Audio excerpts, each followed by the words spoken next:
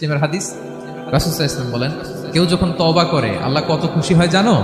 ওই ব্যক্তির চাইতে আল্লাহ বেশি খুশি হয়ে যায় যে ব্যক্তি মরুভূমিতে সফরে বেরিয়েছে, সাথে তার বাহন বা উট, ওই উটের মধ্যেই তার পানি বা খাবার, হঠাৎ করে উটটা হারায় গেছে, উট খুঁজে আর পায় না, দৌড়াতে দৌড়াতে হয়রান, কত দৌড়াবে, ধুধু মরু প্রান্ত, কয়েক ঘন্টা দৌড়ালেই তো সে তৃষ্ণার্ত হয়ে মারা যাবে। দৌড়াতে দৌড়াতে হঠাৎ একটা গাছের সন্ধান পেল, ওই গাছের নিচে যে এত ক্লান্ত তৃষ্ণার্ত হাঁপাতে হাঁপাতে ঘুমায় গেছে।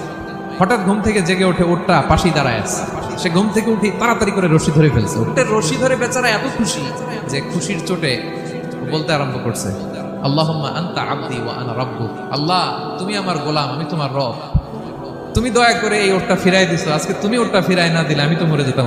প্রশংসা তোমার। চোটে সে যখন আমি আল্লাহরে ওর গোলাম বানাই আর ওরে আমার রব বানাই, ওই লোকটা ওই মুহূর্তে ঠিক যত খুশি, আমার কোনো বান্দা তওবা করে যখন আমার কাছে ফিরে আসে